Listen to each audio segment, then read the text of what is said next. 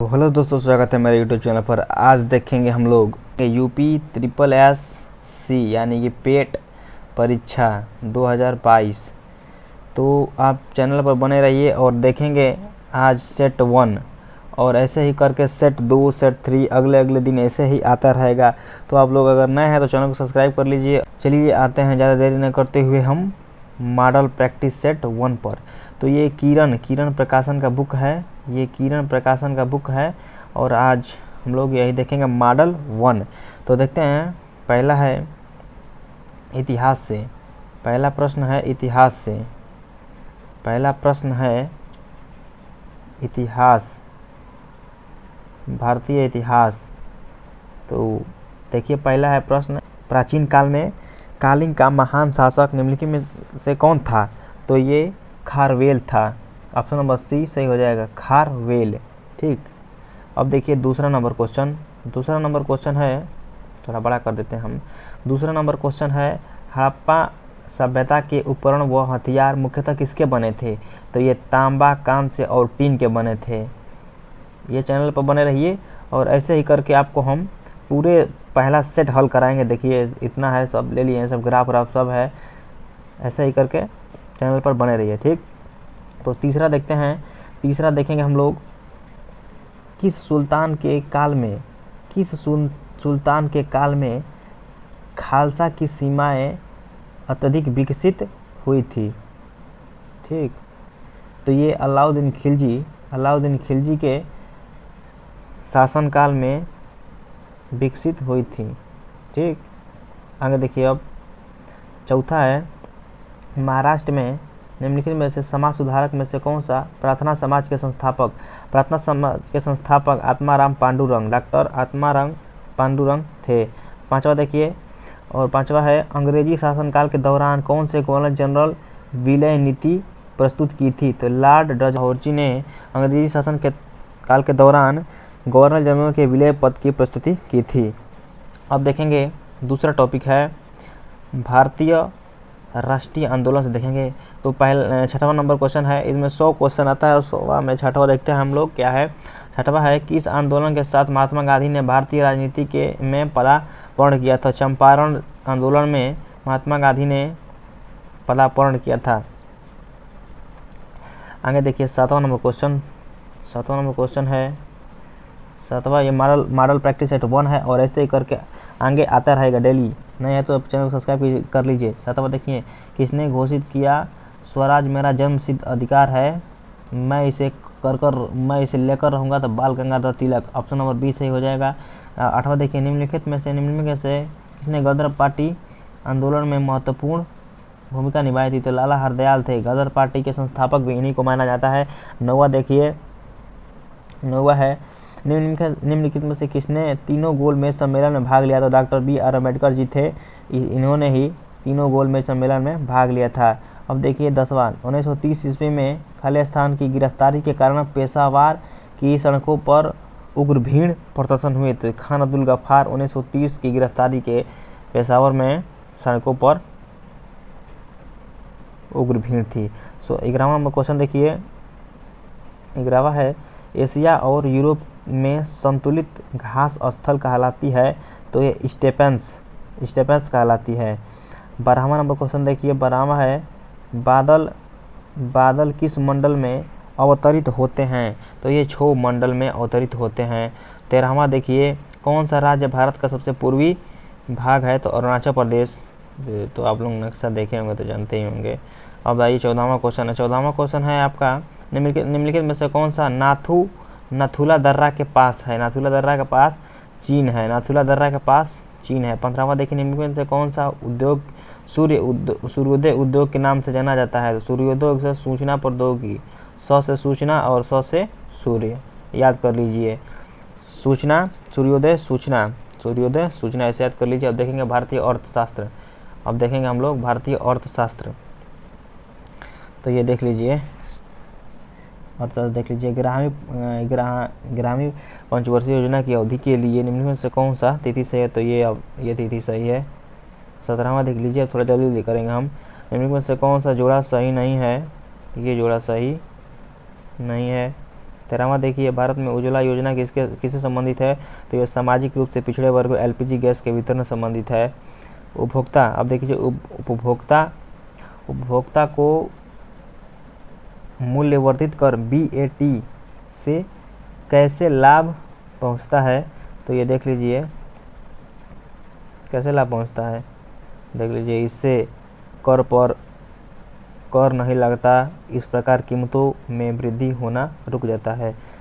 अब देखिए 20 नंबर है, भारत की मुद्रा प्रणाली का 10वीकरण कब हुआ था? 57 में हुआ था, 1957 में। संविधान से प्रश्न देखेंगे हम लोग। अब एक ऐसा क्वेश्चन है, भारत में संविधान सभा जब 31 अक्टूबर 1947 की बैठक हुई तो उद्घाटित हुई, उसमें सदस्यों की संख्या कितनी थी? 299 थी। अब देखिए अगला, निम्नलिखित में से कौन सा मौलिक अधिकार विदेशियों को प्राप्त हुआ था? तो ये ऑप्शन नंबर सी सही हो जाएगा। अब देखिए 23वां है, संविधान का कौन सा अंश भारत के नागरिकों को आर्थिक न्याय प्रदान करने को संकेत करता है? तो ये है पहला ऑप्शन नंबर सही हो जाएगा। बस प्रश्न अब देखते जाइए आप, प्रश्न देखते जाइए कैसा कैसा प्रश्न आता है। भारत में संविधानों के अनुच्छेद के अंतर्गत सशस्त्र बलों के सदस्य के मौलिक अधिकारों को विशेष रूप से प्रत्यावर्तित का अनुच्छेद ये 33 में है। अब देखिए 24 नंबर हो गया ना, 25 नंबर देखिए, 25 नंबर है, पंचायती राज प्रणाली के अंतर्गत किसे लागू किया जाता है? राजस्थान। अब देखिए सामान्य विज्ञान से देख लीजिए प्रश्न सामान्य विज्ञान से देख लीजिए कैसा कैसा प्रश्न आता है। 26वां नंबर प्रश्न है, किसी शिशु के वंशागत जीनों की कुल संख्या माता और पिता के प्रत्येक प्राप्त जीनों की संख्या के समान होती है। 27वां नंबर देखिए, 27वां नंबर क्वेश्चन है, वृक्क के आकार के द्वारा कोशिकाएं किससे होती हैं? तो ये द्विबीजीय पादपों में होती है। किस में होती है? तो द्विपादपों। अब देख लीजिए 28वां देख लीजिए, नानबाई भट्टी में डबल रोटी बनाते हुए खामी ईस्ट मिलने के कारण होता है। तो डबल रोटी को नरम और स्पंजी करने के लिए मिलाया जाता है ये। अब देखिए 29वां नंबर क्वेश्चन, संतुलन की स्थिति में एक प्रणाली का एंट्रोपी परिवर्तन किसके आसपास का वातावरण है? तो ये वातावरण स्थिर रहता है, ठीक। 30वां देख लीजिए, 30वां है, निम्नलिखित में से शक्ति को दर्शाने के लिए अनुकूल इकाई है? तो ये है, आप देख लीजिए आगे मैथ हम हल कराएंगे आपको, ठीक। तो ये प्रारंभिक अंकगणित है। देखिए भिन्नों के एक युग में ए भिन्न बी से दोगुना है और दोनों भिन्नों का गुणनफल 2/25 है, तो ए का मान क्या होगा? ठीक, तो देखिए अब माना पहला भिन्नों के युग में ए और बी से, माना पहला भिन्न ए है और दूसरा 2 भी है। अब दोनों का गुणनफल दोनों है ना, तो यहाँ पे 2a मानिए, 2 है, पहला a है तो दूसरा 2 है, तो दोनों का गुणनफल बोल रहा है, यानी कि 2a² बराबर 2/25 है, ठीक। तो a² बराबर हो जाएगा, 2 से 2 कट जाएगा, 1/25, तो a का मान आएगा 1/5, यानी कि ऑप्शन नंबर ए सही हो जाएगा। अगला देखिए अब 32 नंबर क्वेश्चन है, 2 अंकीय संख्याओं में इकाई अंक का दशम अंक संख्या के अंक का चौगुना है। यदि दोनों संख्या का गुणनफल 10 है तो वह संख्या कौन सी है? तो ये देखिए ऑप्शन से ही हल हो जाएगा।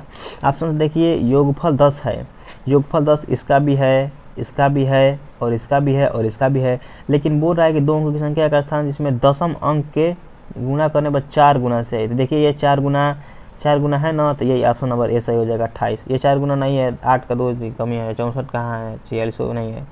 अब देखिए 33 नंबर क्वेश्चन, ये ऑप्शन सही लग जाते हैं सब। एक कक्षा में 49 छात्रों का औसत कितना है? 51 है, और एक नए छात्र शामिल होने से वजन उसका कितना बढ़ जाता है? तो नए छात्र का वजन कितना है? तो 49 छात्रों का औसत वजन कितना है? एक मिनट, तब हम पेज पर लगाते हैं, 49 इधर लगाते हैं, देखिए यहाँ पे अब 49 छात्रों का औसत वजन कितना है? यानी कि 51 है, तो इनका योग कितना आ जाएगा? यहाँ पे लिख दीजिएगा। और देखिए कितना बढ़ा है इनका, 51 से कितना 51 से कितना बढ़ गया है? 0.2 बढ़ गया है इनका। तो यानी कि अब जब 49 से 49 में जब हम लोग गुणा करेंगे तो कितना हो जाएगा, ये 49 में जो करेंगे तो हो जाएगा 9.8, और अगर हम जोड़ देते हैं 51.2 में 9.8 तो हो जाएगा 8 2 10, 8 2 10, और 9 1 10 को 0, 9 1 10, 1 11 के 61, यानी कि ऑप्शन नंबर डी से हो जाएगा 61 आ रहा है। ठीक, अगला देखिए। अब ये इसमें इसका काम नहीं है, इसमें इसको नहीं बढ़ाना है, यही इतना प्रोसेस करिए उत्तर आ जाएगा।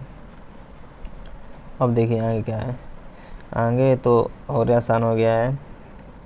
आप देखिए ऐसे करिए, अब बस 3 गुणा कर देना है, तो में हो जाएगा x² और अंडर ये हो जाएगा 128 गुणे 162।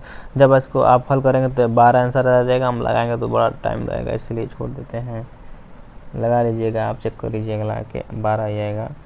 और देखिए ये 25 के पावर कितना है, 25 के पावर है 62 51, और 36 के पावर है ये 36 के पावर 528 है, और 73 का पावर 54 है। तो 25 के पावर यानी कि 25 के पावर कुछ भी रहेगा तो उसका मान तो 5 ही आएगा, 5। 6 के पावर कुछ भी रहेगा 6 ही आएगा, और जब इसका निकालेंगे यहाँ पर हो जाएगा 73 के पावर 14, यानी कि 73 का पावर जब इसको करेंगे तो इसके अंत में आएगा 9। तो जब हल करेंगे इसको तो 11 + 9 यानी कि 20 उतर जाएगा, और इकाई का अंक कितना है 20, यानी कि 0, यानी कि ऑप्शन नंबर इसका ये सही हो जाएगा। ठीक, अब आगे बढ़िए, सामान्य हिंदी में आते हैं हम लोग। एक झलक बस हम दिखा रहे हैं आपको, इसे ही हल करते जाइए आप। अब दिखा रहे हैं, ज़्यादा बोलेंगे नहीं। देखिए उत्तर सब लगा है, टिक ये सही वाला है, इसका ये सही है, इसका ये सही है, पर लोग का अन्य आदमी हो जाएगा, विश्व का विलोम आकर्षण हो जाएगा। ठीक, 37 नंबर तक हो गया, जल्दी जल्दी देख लीजिए बस। अब 38 नंबर देख लीजिए, जिसका विभाजन न किया जा सके अविभाज्य, यद्यपि क्या यद्यपि में कौन संधि है, तो यौन संधि हो जाएगा। अपना हाथ जगन्नाथ लगा दिया का है, अपना काम स्वयं द्वारा संपन्न उचित होता है। ठीक, यहाँ पे इंग्लिश आ गया। ठीक, इंग्लिश में देख लीजिए, ऐसे ऐसे प्रश्न इंग्लिश में आता है।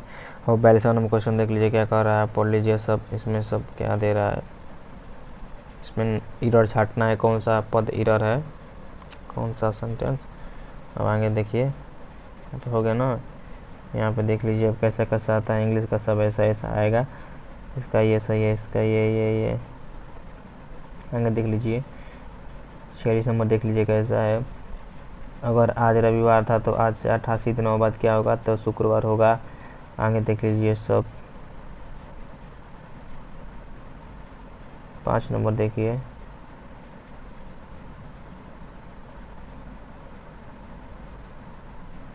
इसके बाद ये देखिए 50 नंबर करंट अफेयर्स, तो पुराना है, पीछे का है, तो ये नहीं ध्यान दीजिए आप। देख लीजिए सब कैसे कैसे प्रश्न आता है। यूनेस्को विश्व में स्वतंत्रता 2021 में सम्मान किया गया था, उस समय ये थी। अब ये तो करंट अफेयर्स चेंज हो गया है।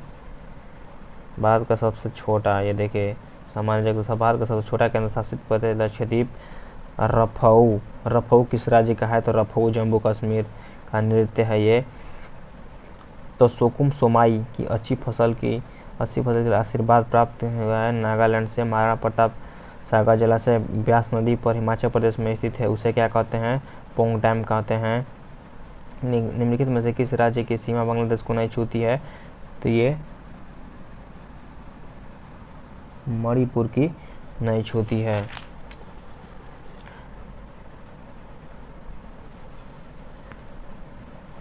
मणिपुर की सीमा नहीं छूती है। अब देख लीजिए यहाँ पे केंद्र शासित प्रदेश दादरा नगर हवेली और महाराष्ट्र और गुजरात के बीच स्थित है। 67 देख लीजिए, 68 देख लीजिए, 68 के बाद देख लीजिए आप 69 देख लीजिए, 70 71 सब ये देख लीजिए। हिंदी का पढ़ के पद सब उत्तर देना है, सब देख लीजिए। मॉडल पेपर देख लीजिए कैसा कैसा आते हैं, ये देख लीजिए। और ये ग्राफ महत्वपूर्ण है, देखिए ग्राफ में क्या कर रहा है, एक दो बताते हैं आपको हम। ग्राफ में है ये देखिए थोड़ा बड़ा कर देते हैं। ग्राफ में बोला है पहला कि भोजन पर व्यय होने वाली आय का प्रतिशत कितना है। तो भोजन का देखिए कहाँ पे है, भोजन का यही न है, तो भोजन का यही कितना आय है, ये यहाँ पर दिया है व्यय।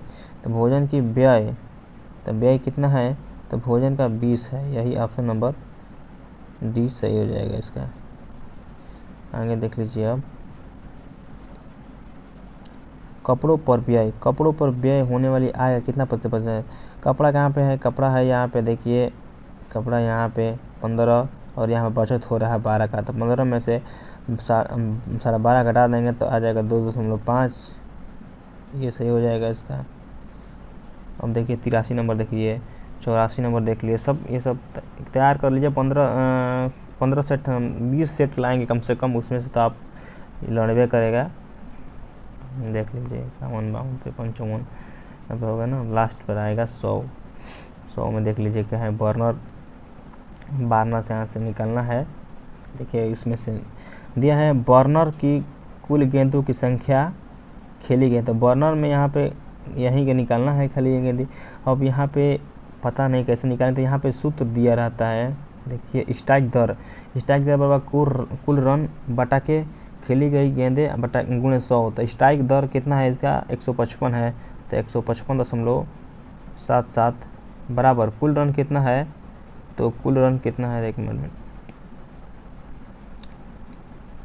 बराबर कुल रन कितना है, तो डेविड वार्नर का 576 है, 567 है, बटा में कुल गेंदे यही तो निकालना है गुणे 100। जब इसको आप हल करेंगे तो आ जाएगा 364 रन, ऐसे करके आएगा। यह सब आंसर है, मिला लीजिएगा आप। तब तक के लिए मिलता है नेक्स्ट वीडियो में, धन्यवाद। अगर सेट 2 लाना चाहते हैं चैनल को सब्सक्राइब कर लीजिए, सेट 2 कल आएगा।